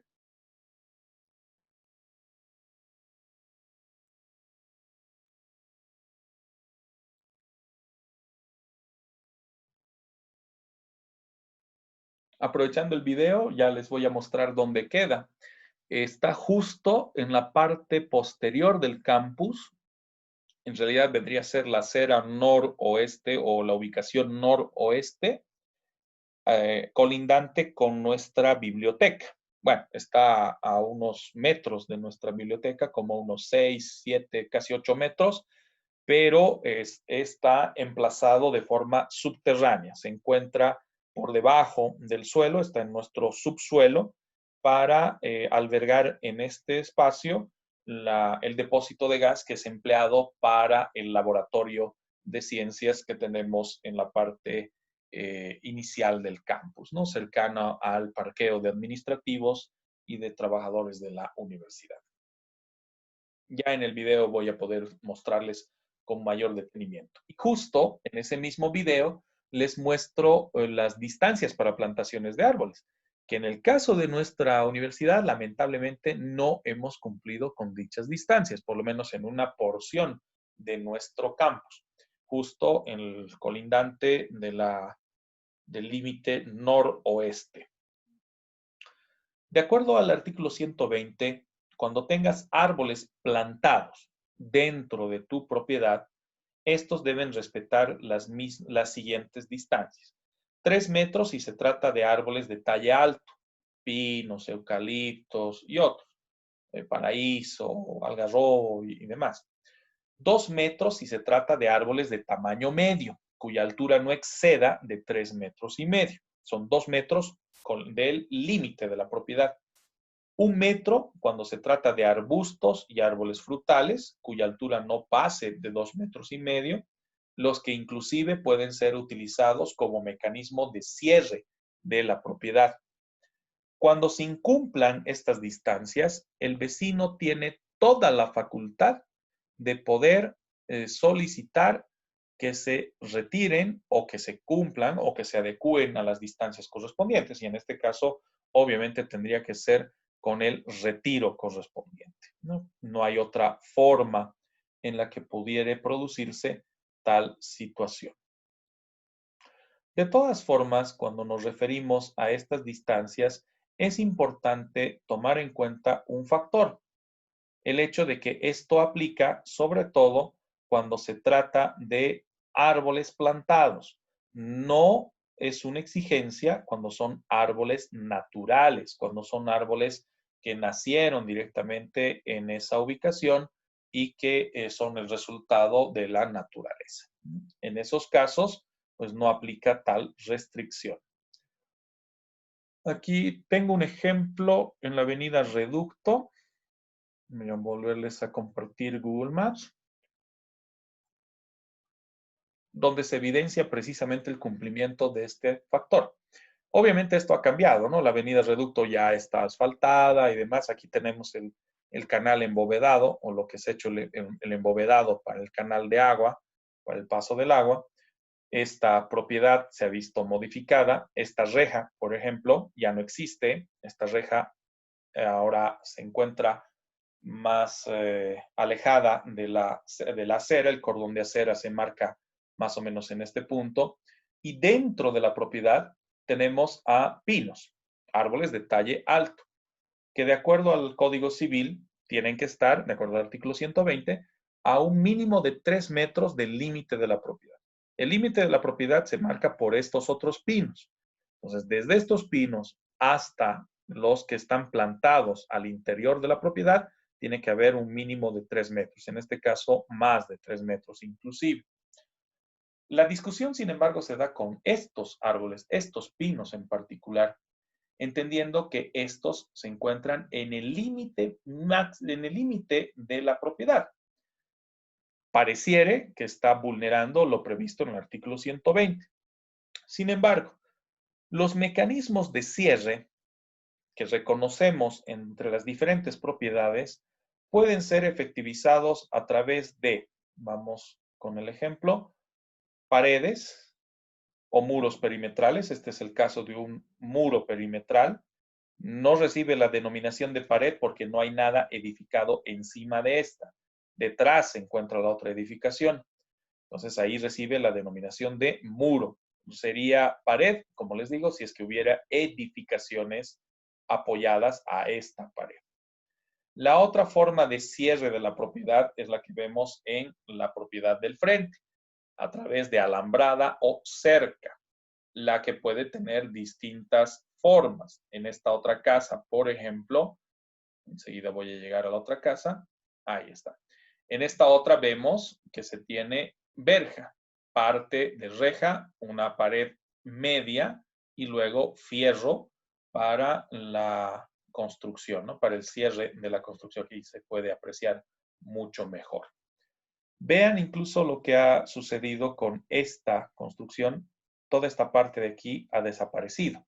Esta es la nueva rasante. Este punto de acá es el que ha marcado que toda esta reja o alambrada tenga que recorrerse.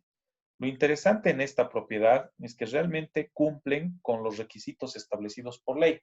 Esta reja se ha recorrido y estos árboles fueron talados y se plantaron otros que se encuentran dentro de las distancias establecidas por la normativa, en este caso el Código Civil. Creo que tengo unas fotografías más recientes de esta ubicación, se las voy a facilitar a través de UPV Virtual para mostrar precisamente cómo ha cambiado esta faceta de esta construcción o de esta edificación con relación al cambio también de la propia avenida Reducto.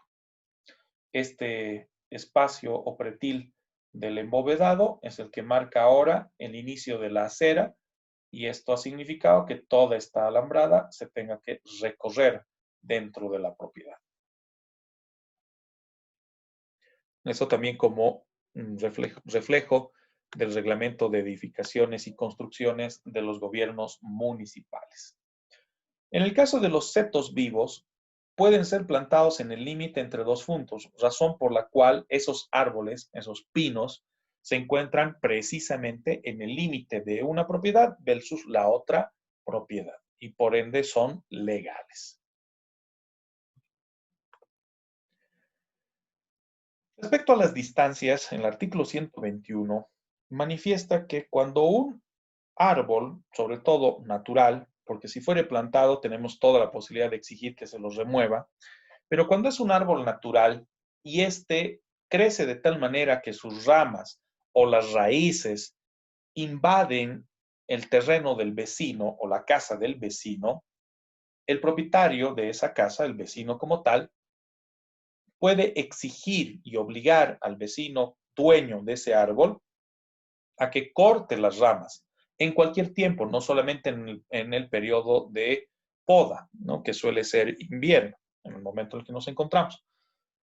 Y si no lo hace, puede cortar, pero solo las raíces que hayan entrado en su fundo. O sea, si nuestro vecino, por ejemplo, ya sea que nos haya avisado o sin avisarnos, corta las ramas de nuestro árbol, las que lamentablemente ingresaron a su vivienda, lo está haciendo de manera ilegal o de manera irregular, ya que él tiene el derecho de exigirnos que nosotros las cortemos, pero no puede cortarlas él directamente o ella directamente.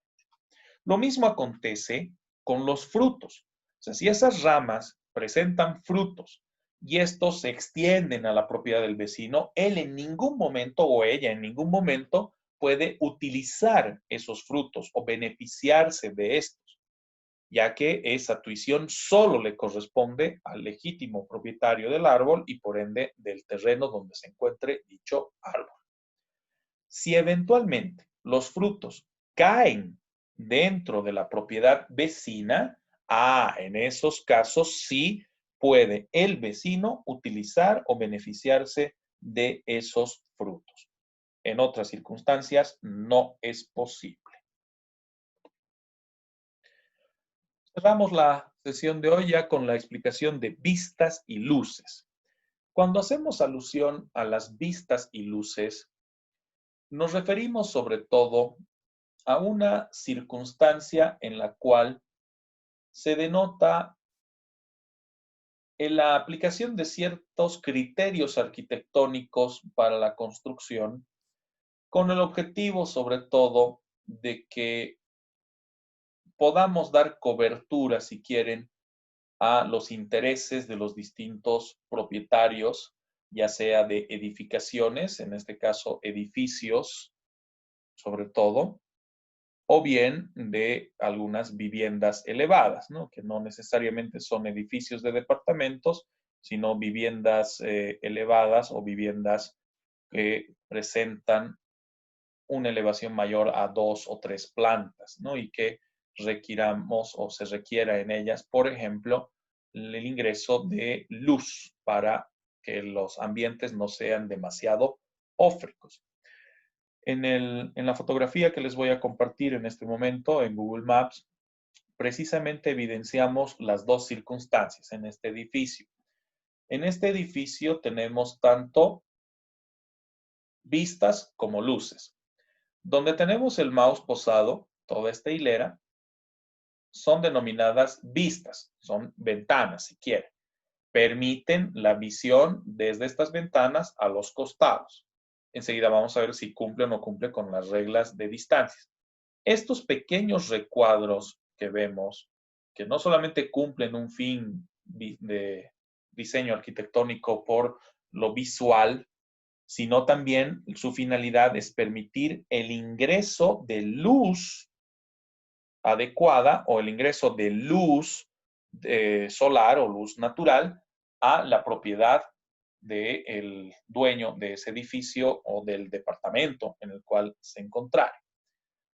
Comúnmente, además, estas aberturas suelen estar cerradas, no se permite su abertura mayor. Aquí, si se fijan, es una pequeña compuerta nada más, que eventualmente permita no solamente el paso de luz, sino también el paso del aire, ¿no? Como sistemas de ventilación.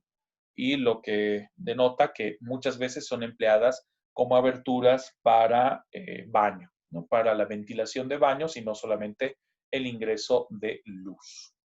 El resto son ventanas que sí permiten abrirse, como las que tenemos acá, por ejemplo, están abiertas prácticamente todas. Estas otras, estas responden sobre todo al espacio de escalera, presumiblemente, porque tenemos los espacios de balcones y escaleras. Y estas que ven en el fondo vuelven a ser luces.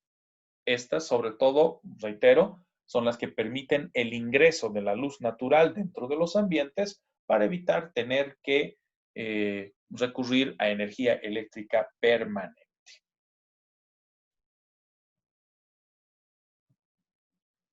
En el caso de las vistas y luces, la regulación civil plantea que el dueño de una pared no medianera, una pared que no es compartida entre dos o más propietarios, pero que resulta ser contigua o está casi apegada a la propiedad de otro, puede hacer en esa pared aberturas o ventanas con el objeto de recibir luz, por eso reciben la denominación de luces, siempre y cuando se sujeten a las siguientes reglas. Ojo, estas reglas datan de 1975, entendiendo que los materiales de construcción en aquel momento no eran los más apropiados. Ahora contamos con otros materiales de construcción, en todo caso, mucho más certeros para el objeto de lo que pretendemos llevar a cabo. En ese sentido, las reglas y condiciones involucran, por ejemplo, que en la parte inferior de la abertura o ventana debe estar necesariamente a una altura no menor de 2,5 metros. Esto en lo concerniente a planta baja. Y no menor a 2 metros si se halla en planta baja, en planta alta. La abertura, además, debe estar preferentemente recubierta por una reja, sea de hierro o de cualquier otro material que permita el ingreso de la luz y también que permita el ingreso de ventilación. ¿Cuál es la variante que tenemos hoy?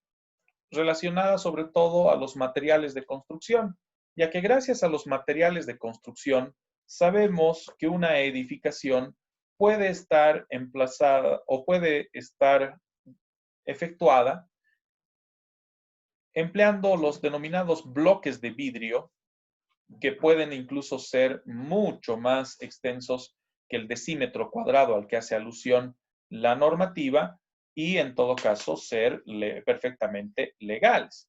entendiendo que estos responden a los materiales de construcción que se tienen habilitados hoy para beneficio de quien construye y obviamente de los interesados, que vendrían a ser los legítimos propietarios de los bienes. En unas fotografías que les voy a facilitar, voy a poder mostrarles precisamente este aspecto del empleo de dichos materiales como luces que permiten el ingreso de la luz natural dentro de una edificación o dentro de una vivienda. La otra circunstancia está determinada por el cerramiento de luces. Cuando la existencia de luces no impide al vecino adquirir la copropiedad de un muro o levantar una pared adherida para edificar sobre su terreno. Esto va a involucrar, por ejemplo, convertir un muro perimetral en un muro medianero que luego será destinado a soportar una edificación, y si en ese muro se tuvieran luces, estas necesariamente tendrán que cerrarse, ¿no? Para evitar afectar la seguridad y los intereses de los propietarios colindantes. Quien adquiere además la copropiedad del muro, quien lo vuelve medianero, puede cerrar las luces si es que apoya su edificación en dicho muro, convirtiéndolo en una pared medianera para fines de edificación o construcción. Ya en los videos que les voy a facilitar a través del canal YouTube, vamos a poder complementar precisamente estos aspectos con no solo lo que determina la normativa, sino algunos ejemplos que he recopilado para mostrarles tales circunstancias. Con eso terminaríamos nuestra sesión de hoy. Nos volvemos a reencontrar el día lunes.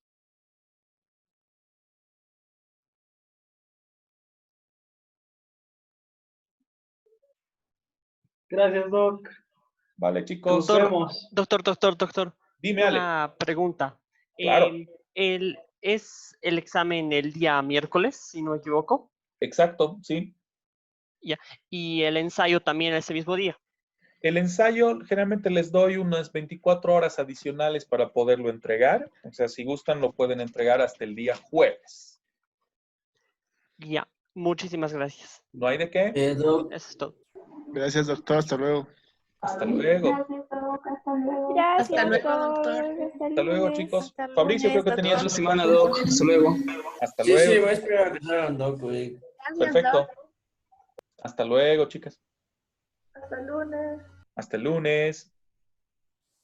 Doc, no sé si habría la posibilidad que nos diera un poquito más de tiempo. Es que con la otra materia que tenemos que Ajá. escribir 2 ensayos.